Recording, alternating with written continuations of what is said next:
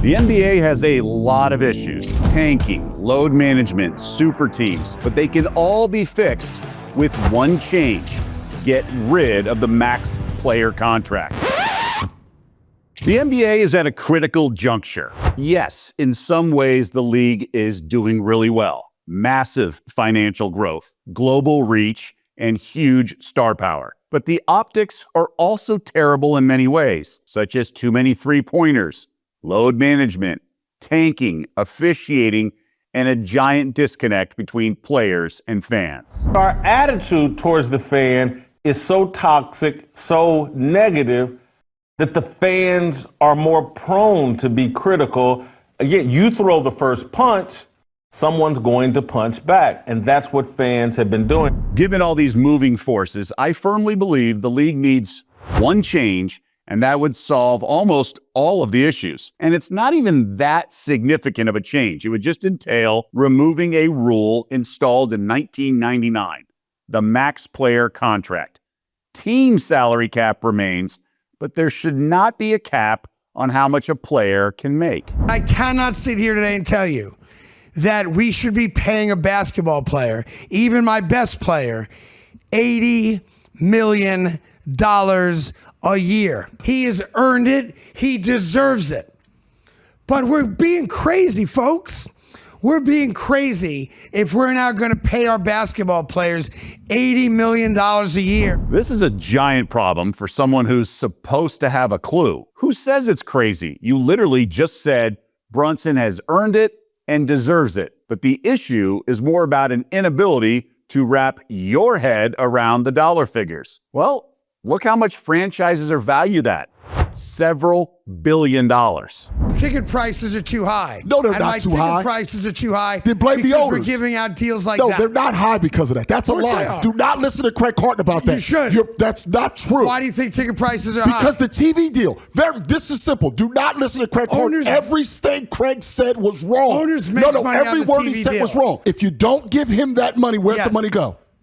I suppose that it would stay in the owner's pocket. Right. So what Craig Carton just announced, everybody, is he wants 30 billionaires to get all the money, and the players you actually watch play to not get the money. That last part is very important. If the players don't get the money, then the billionaire owners would just keep more of it. So why does that make more sense? The superstars are the ones generating the revenue, so I actually think they should make more money. There's a misconception that players aren't being compensated the same ways they have in the past. That's not true. Guys are making more money than they ever have. The middle class is making more money than they ever have before. Correct. All players are making more money than the league has ever had. But that's because the franchises are worth more than ever, and the TV deals are also as well. And guess who matters the most to the franchises and TV networks? The superstars. But right now, there's an inefficiency in the pay scale. There isn't enough separation between what the stars make and everyone else. I think there's only 3 max guys right now in the league. Wembanyama, 100%, Joker, and Shea. All I'm suggesting is what the league used to have before the max player contract was added in 1999. This is simple economics of supply and demand.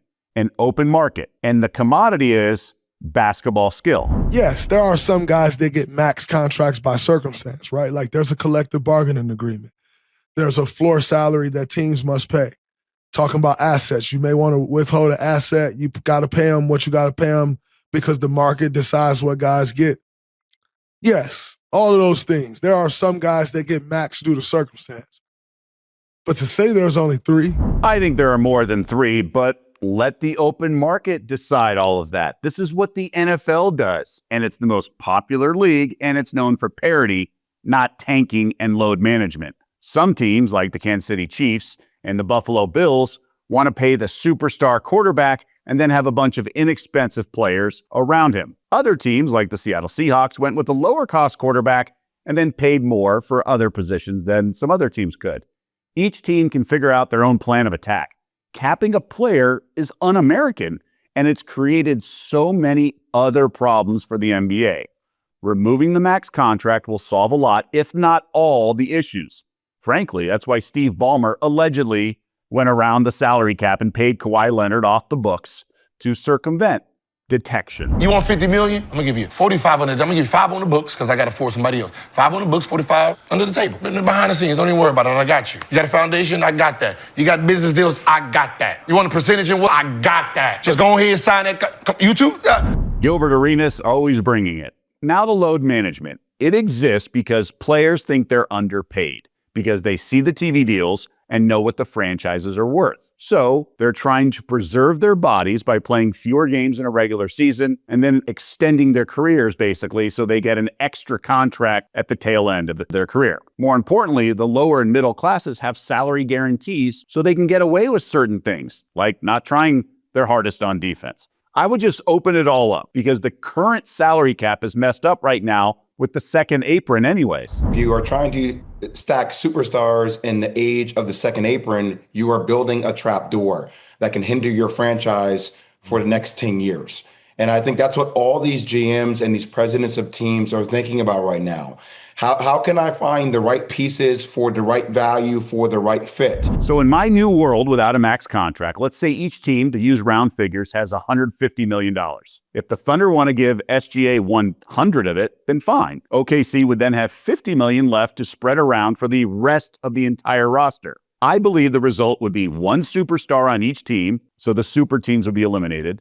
That's because there's no way two stars would partner up and give up all the money they could make with their own team, like a $50 million gap. They're only doing it now because it's a difference of a few million, and that trade-off is worth the pursuit of championships. You gotta build a bomb squad when 2 of the top 5 players in the league go and join each other. So like when LeBron and D-Wade teamed up, now it's like, this is clearly the best team. In order to beat this team, now we gotta click up too. In order for anybody to beat LeBron, KD, and Kevin Love, KD was like the only way he felt justifiable to beat them was to go tag team up with Steph Curry. Additionally, all the role players would be compensated commensurate with their skill set, and then they would have to play hard every night to earn their salary, just like the NFL. Let's get rid of load management, which is a huge problem. I think what Utah is doing right now is messing around with the integrity of the NBA.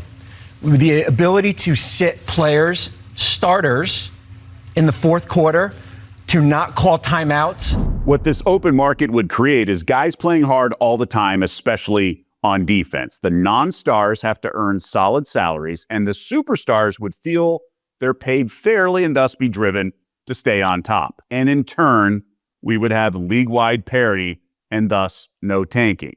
Now, perhaps I'm seeing the glass half full, and there might be some unintended consequences we don't pinpoint, but we already know the current existence with the max player contract doesn't really work and already has created way too many problems. Let me know your thoughts. Join the conversation. Do you like the player max, or are you with me here and want to get rid of it but still keep a salary cap for each team, much like the NFL does? Would love to hear your thoughts. Also, please like and subscribe the show, and also hype.